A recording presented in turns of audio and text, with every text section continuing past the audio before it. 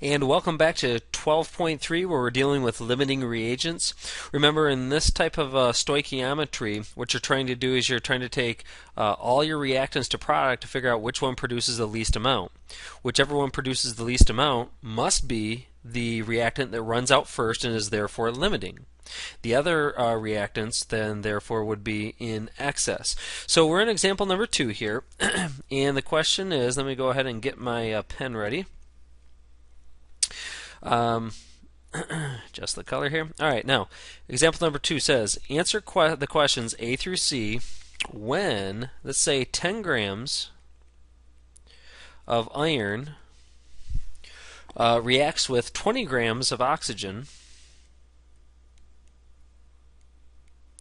in the following reaction, and it's the reaction in which iron reacts with the oxygen to form rust, which is Fe2O3, and when you balance this equation you'll need a 4 here, a 3 here, and a 2 there, and you can double check it yourself to make sure it is in fact balanced. Now question A, or letter A, says what are the limiting and excess reactants? So we're going to take both our iron and oxygen to product to see which one produces the least. So we have 10 grams of iron, and we have 20 grams of oxygen. Alright? So let's go ahead and take those both to product, see how much they can make. Go ahead and change our color here. Get my pen back.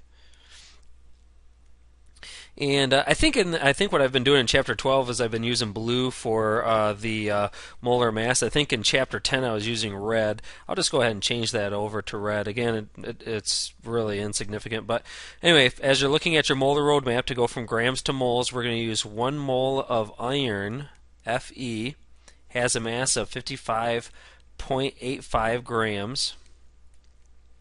The grams divide out. Now we got to use the mole ratio to change it over into rust.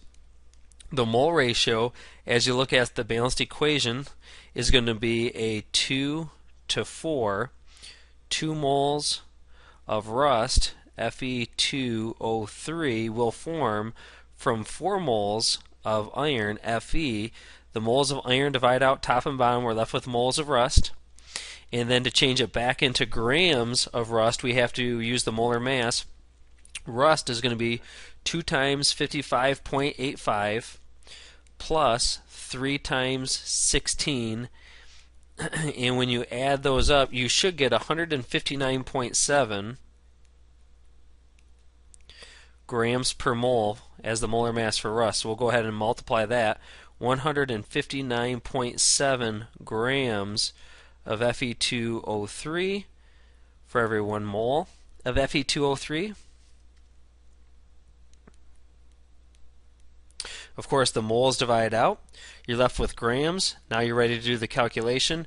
You have 10 times 1 divided by 55.85 times 2 divided by 4 times the 159.7, and that produces 14.3 grams of rust. There you go. Now we're going to do the same thing with the oxygen. Change the oxygen into moles. 1 mole of oxygen. This should be O2, by the way. Let's go ahead and change that. There we go. So 1 mole of O2 has a mass of 32.00 grams. So the grams divide out. Now we need to use the mole ratio, which is a 2 to 3, to change it over to rust. So 2 moles of Fe2O3 will form from 3 moles of O2. Of course, the moles of O2 divide out top and bottom.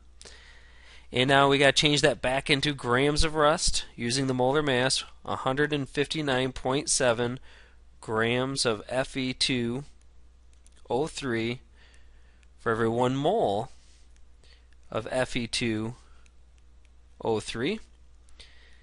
And when you perform that calculation, 20 times 1 divided by 32 times 2 divided by 3 times 159.7, you get 66.5 grams of rust.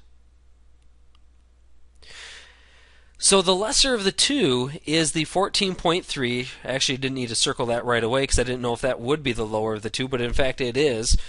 So therefore the iron in this case is limiting.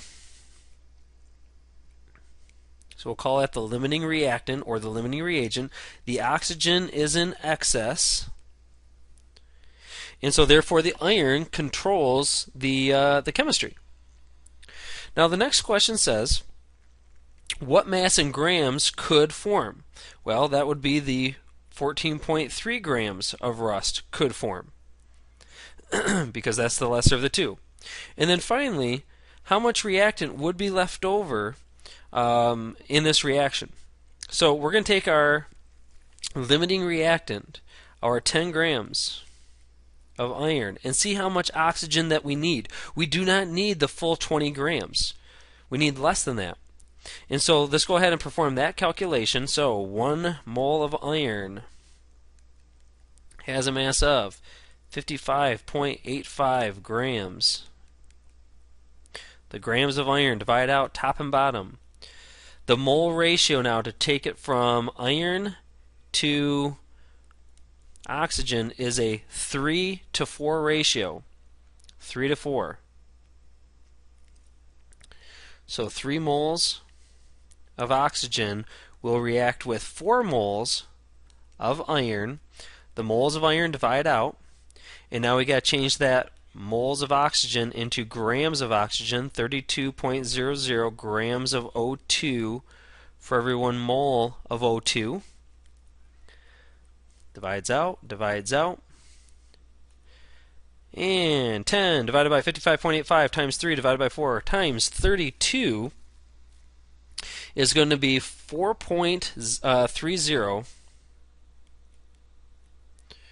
grams of oxygen needed for this reaction. That's 4.30.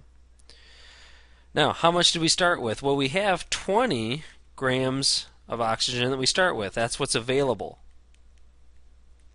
We only need 4.30, therefore 15.7, when you subtract those two, 15.7 grams of oxygen will be left over.